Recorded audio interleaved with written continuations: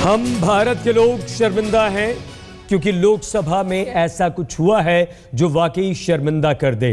Delhi police के पूर्व commissioner TR Kakkar साहब हमारे साथ बने हुए हैं। मीम अफजल साहब कांग्रेस के प्रवक्ता हमारे साथ, तरुण विजय जी हैं, मधु गौड़ यक्षी जी तेलंगाना इलाके के कांग्रेस सांसद, सभी मेहमान हमारे साथ हैं। राजगोपाल वो सांसद जिन्होंने मिर्ची स्प्रे किया, कांग्रेस से निकाले गए हैं। और उसके अलावा हम आपको यह भी बता दें कि आजादी के बाद से अब तक ये 15वीं लोकसभा है और सबसे कम काम हुआ है। जनता के मुद्दों पर चर्चा नहीं, सिर्फ और सिर्फ हंगामा हंगामा और हंगामा। कक्कड़ साहब, तमाम नेता जो हमारे साथ हैं सभी ने इसे दुर्भाग्यपूर्ण बताया, चिंता व्यक्त की है, लेकिन संसद की सुरक्षा हमें लगता है लोकतंत्र का मंदिर, देश का सबसे महत्वपूर्ण स्थान, सुरक्षा तो सबसे ज्यादा होनी चाहिए। किस तरह की इसकी सुरक्षा होती है और क्या इस तरह से कोई मिर्ची पाउडर लेकर, कोई चाकू लेकर अंदर जा सकता है? कक्कड़ साहब देखिए, पार्लियामेंट की सुरक्षा जो है वो 4 स्तर पर आप कह सकते हैं। जो बिल्कुल पार्लियामेंट के अंदर होते हैं उन्हें हम मार्शल्स कहते हैं। उसके बाद जो प्रीसिंक्ट्स है, जो बाहर का इलाका है हॉल के अलावा, वो वॉच एंड वार्ड के स्टाफ होता है। ये दोनों स्टाफ जो हैं ये लोकसभा स्पीकर के नीचे आते हैं और इनकी जो निगरानी है या इनका जो मार्गदर्शन है, वहाँ पर एक एडिशनल सेक्रेटरी या जॉइंट सेक्रेटरी होते हैं, पुलिस के आईपीएस के होते हैं, वो करते हैं इसकी। उसके बाहर जो है वो कोई भी पैरामिलिट्री फोर्स, सीआईएसएफ हो या सीआरपीएफ का होता है, दिल्ली पुलिस का कुछ होता है, और बिल्कुल बाहर जो है पूरा दिल्ली पुलिस के पास होता है। अब प्रश्न ये उठता है कि बाकी हर जगह निगरानी बहुत कड़ी है, अच्छी है। मेंबर्स के जाने के लिए एक गेट है, उस गेट पर डिटेक्टर्स लगा रखे हैं, सब कुछ लगा रखा है, लेकिन जो भी कुछ चीज़ अंदर गई है ऑब्वियसली डिटेक्टर्स ने उसको डिटेक्ट नहीं किया है।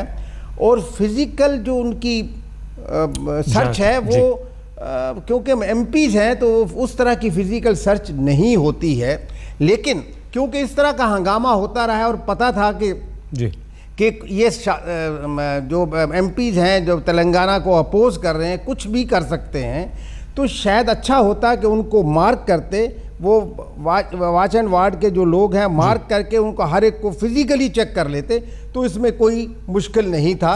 लेकिन जी सर, बहुत इंपॉर्टेंट, बहुत ही महत्वपूर्ण सवाल यहां पर कक्कड़ साहब आपने उठा दिया है। तरुण विजय जी, यक्षी साहब और मीम अफजल जी, हम तीनों से आपसे जानना चाहेंगे। सबसे पहले तरुण विजय जी आपसे, क्या आपको लगता है कि अगर फ्रिस्किंग हो, अगर फिजिकल आपकी वहां पर चेकिंग हो अंदर जाने से पहले, तो आपको बुरा लगेगा या करवाना चाहिए सांसदों को? दुर्भाग्यजनक होगा, लेकिन हमको कोई बुरा नहीं लगेगा। एक सुदर्शन जी की कहानी बचपन में पढ़ी थी, बड़े महान साहित्यकार थे वो, हार की जीत। आज जनता का और सिक्योरिटी का भी सांसदों से भरोसा उठ गया है। कौन व्यक्ति कब क्या सामान बैग में लेके अंदर चला जाएगा और क्या घटना करेगा, सबसे बड़ा परिणाम जो दुष्परिणाम इस दुर्घटना का हुआ है वो ये हुआ है कि विश्वास खत्म हो गया है। और मैं एक बात ये कहना चाहूंगा, 10 साल से कांग्रेस तेलंगाना बनाने की बात कर रही थी, क्यों आखिरी सत्र में, आखिरी लोकसभा में, आखिरी दिनों में वो लेके आई जैसे कोई मिलिट्री अभियान हो रहा है। 1000 लोग तेलंगाना के मुद्दे पे इधर या उधर मारे जा चुके हैं। क्या कांग्रेस को देश के साथ खिलवाड़ करना उचित लगता है? अटल जी ने 3 प्रदेश बनाए थे, शालीनता और भद्रता से बनाए, सर्वानुमति से बनाए। आज उनके पास कोई ऐसा नेता नहीं है कांग्रेस में जो सबको बिठा के सर्वानुमति कर सके और कह सके कि भाई हम ये ला रहे हैं और ये आपके हित में या अहित में हम लाएंगे या नहीं लाएंगे, फैसला कर सके। तो संसद के भीतर और बाहर पूरे मुल्क में एक अराजकता दिख रही है। सबसे बड़ा खतरनाक संदेश तरुण विजय जी बिल्कुल ठीक कह रहे हैं आप। आपका सवाल पहले भी आपने कई सारे आरोप कांग्रेस पर लगाए। मीम अफजल जी, तरुण जी जो कह रहे हैं वो सच्चाई है। जबरदस्त प्रदर्शन हुए हैं तेलंगाना के मुद्दे पर, संसद के अंदर, संसद के बाहर, सड़कों पर आत्मदाह की कोशिशें हुई, आत्मदाह तक हुए हैं। एक सांसद ने धमकी भी दी थी कि मैं संसद के अंदर आत्मदाह कर लूंगा। और आप पर तरुण विजय जी, बीजेपी का यह आरोप भी है कि यह तो सब आपका किया धरा है। कितना जिम्मेदार आप एक अपने आप को मानते हैं जिम्मेदार नागरिक होने के बाद, और आज जो हम ये कह रहे हैं देश का नागरिक आज शर्मिंदा महसूस कर रहा है संसद में जो कुछ हुआ उसके बाद। मीम अफजल जी,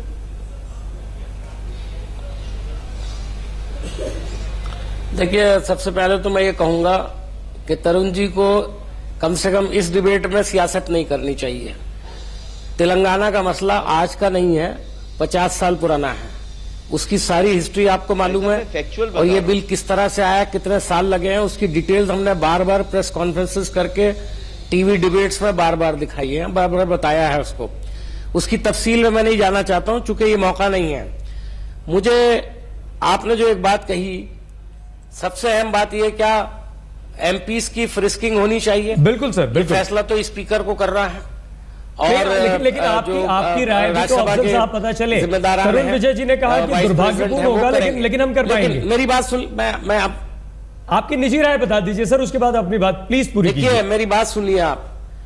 किसी एक आदमी की वजह से हिंदुस्तान की पार्लियामेंट के अंदर एक एस्टेब्लिश सिस्टम को इमीडिएटली खत्म करने की सर एक नहीं, बात करना 17 सांसद सस्पेंड हुए हैं। मीम अफजल जी, मैं तो ये समझता हूं कि अभी हमको स्पीकर के फैसले का इंतजार करना चाहिए, कड़ा एक्शन लिया जाना चाहिए। और मैं तो जहां तक कहूंगा, जाती राय मेरी है कि अगर किसी शख्स ने, किसी पार्लियामेंटेरियन ने या किसी फॉर्मर मेंबर पार्लियामेंट ने, जिसको इजाजत है अंदर जाने की, अगर इस तरह की गैर जिम्मेदारी की है, सिक्योरिटी से खिलवाड़ किया है, तो उसको जिंदगी भर पार्लियामेंट में दाखिले पर पाबंदी लगा देनी चाहिए, और उसको चुनाव लड़ने पर भी पाबंदी लगा देनी चाहिए। बहुत बहुत अच्छी बात एक्शन उनके खिलाफ होना चाहिए। कल जब आप संसद में जाएं, एक आदमी की वजह से जब आप संसद में जाएं और अगर आपकी वहां पर फ्रिस्किंग हो सर, तो क्या आप करवाएंगे? आप एक सुरक्षा कर्मी को, सिक्योरिटी गार्ड को इस बात की इजाजत देंगे कि वो फिजिकली आपको चेक करे? अगर पार्लियामेंट के स्पीकर का ये ऑर्डर है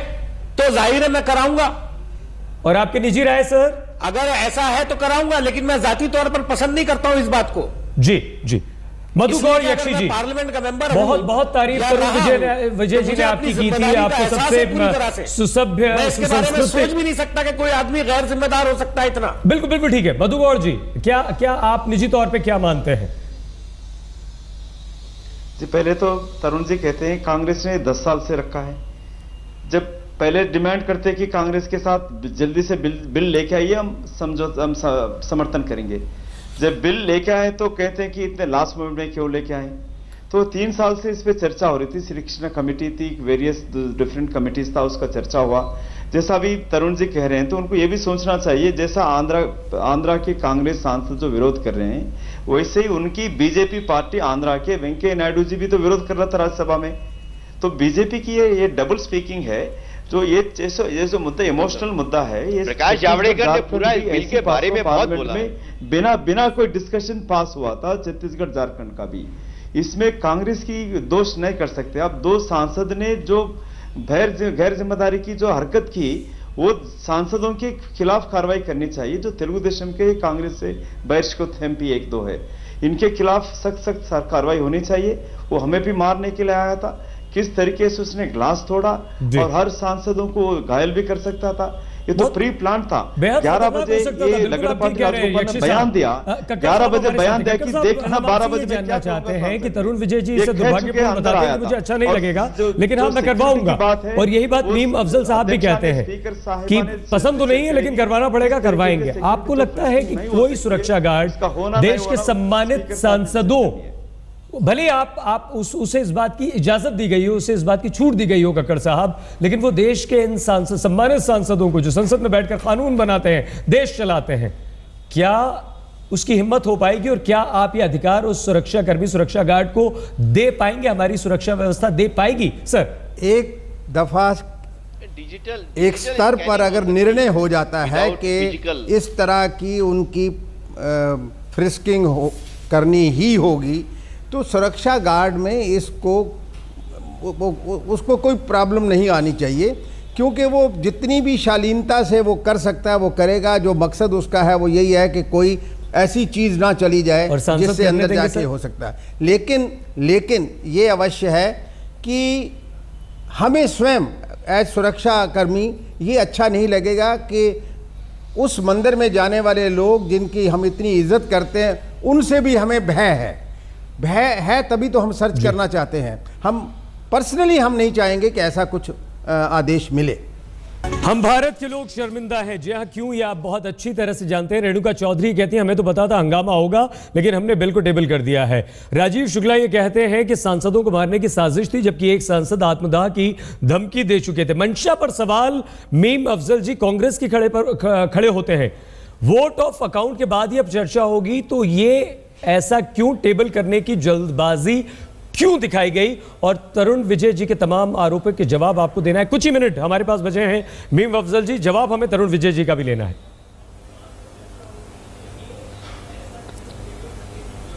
देखिए, सबसे पहले तो मैं ये कहूंगा कि हमने कोई जल्दबाजी नहीं दिखाई। हम तो पहले से ही प्रतिबद्ध है कि इस बिल को लेकर के आना है और तेलंगाना का जो एक बरसों पुरानी डिमांड है उसको पूरा करना है।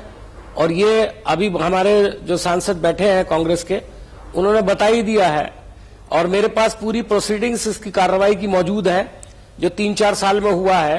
भारतीय जनता पार्टी ने हमेशा इसे सपोर्ट किया है। आज ये दोहरा रुख इख्तियार कर रहे हैं। और अभी मैं राजनाथ जी का इंटरव्यू देख रहा था और उन्होंने एक टेलीविजन चैनल को इंटरव्यू देते हुए इस कमिटमेंट को करने से बेसिकली इनकार किया है कि वो तैयार है इसको करने के लिए। मीम अफजल जी, ये बात आप जरूर कह रहे हैं, लेकिन सुषमा स्वराज ने साफ तौर पर यह कहा है कि बिल तो टेबल ही नहीं हुआ है। लेना देना नहीं है। अगर बिल टेबल नहीं हुआ तो ये बिल पास कैसे होगा? और आप दोनों से हमारा ये आखिरी सवाल ये भी है साथ साथ। मीम अफजल जी, आप, तरुण विजय जी, आप और यश जी, आप ये कोई तो जिम्मेदारी तय करेंगे कि बिल टेबल हुआ या नहीं, इसका फैसला सुषमा स्वराज नहीं करेंगी। इसका फैसला जो है स्पीकर करते हैं और स्पीकर बताएंगे कि ये बिल टेबल हुआ है या नहीं हुआ है। तरुण विजय जी, जो मीरा कुमार जी ने कह दिया कि हो गया, अराजकता है, फैसला जो है वो तो स्पीकर को करना है। कैबिनेट मंत्रियों को नहीं संभाल पाई। कैबिनेट मंत्री कभी वेल पे जाकर सरकार के फैसले के खिलाफ प्रदर्शन करें, ये कहीं सुना है आपने? मुख्यमंत्री सरकार के फैसले के खिलाफ प्रदर्शन करें और धरने पे बैठे। ये ना मुख्यमंत्री संभाल पा रहे हैं, ना कैबिनेट मंत्री संभाल पा रहे हैं, ना सदन संभाल पा रहे हैं। इनके पास इंटेलिजेंस एजेंसीज तक का इनपुट नहीं आया कि कुछ सांसद इस प्रकार की कार्रवाई कर सकते हैं। आखिरकार राजगोपाल अपनी जेब में लेकर गए थे तो पहले से प्लानिंग बना के गए थे और सबको ऐसा अंदेशा था कि भयानक हो सकता है। तरुण जी, मुझे बहुत अफसोस है, मुझे बहुत अफसोस है, बाहर भी अराजकता, भीतर भी अराजकता। एक दिल्ली में कांग्रेस केजरीवाल है और एक सदन में कांग्रेस यूपीए है। दोनों अराजकता के एक प्रतिनिधि बन गए। सर, चलते चलते मीम अफजल जी, तरुण विजय जी, दोनों में से आप कोई ये शर्मनाक घटना जिसे काला दिन लोकतंत्र का बताया जा रहा है, शर्मनाक बताया जा रहा है, और हम ये कहने को मजबूर हैं कि हम शर्मिंदा हैं। इस देश का आम नागरिक आज अगर अपने आप को शर्मिंदा महसूस कर रहा है तो कोई तो नैतिक जिम्मेदारी लेगा, कांग्रेस या बीजेपी। तरुण जी आप या मीम अफजल जी आप, कौन? प्रधानमंत्री जो सदन के नेता हैं, वो सदन कैसे चला रहे हैं इसकी का यह परिणाम है। और कौन सदन चला रहा है? विपक्ष का नेता सदन नहीं चला रहा। बीजेपी पार्टी नहीं है, बीजेपी तेलंगाना बिल नहीं ला रही है, बीजेपी के केंद्रीय मंत्री नहीं है जो वेल में आके प्रदर्शन करते हैं। मीम अफजल जी, जल्दी से सर, वक्त की बहुत कमी है। आपका कांग्रेस का मुख्यमंत्री अपनी सरकार के खिलाफ धरने पर बैठा है। सर, नैतिक जिम्मेदारी लेंगे मीम अफजल जी? ये तो सवाल ही गलत है। तरुण जी, पार्लियामेंट के अंदर जो कार्रवाई होती है उसकी जिम्मेदारी स्पीकर पर होती है। स्पीकर चलाते हैं पार्लियामेंट, कोई सरकार नहीं चलाती है पार्लियामेंट को। सर, नैतिक जिम्मेदारी की बात हो रही है, बुरा सबको लग रहा है, आप दुर्भाग्यपूर्ण बता रहे हैं सर। आप अपनी जिम्मेदारी से नहीं बच सकते इस मामले में, लेकिन आप अपनी जिम्मेदारी से नहीं बच सकते। आप जो पिछले जिम्मेदारी से सरकार ही बताना चाहता हूं, हम अपनी जिम्मेदारी निभाएंगे। 145 बिल पास हुए, इतने कम बिल पास नहीं हुए। बहुत धन्यवाद तरुण विजय जी, बहुत धन्यवाद मीम अफजल जी, बहुत धन्यवाद टीआर कक्कड़ साहब और मधुगौड़ यक्षी जी, आपका भी बहुत बहुत धन्यवाद।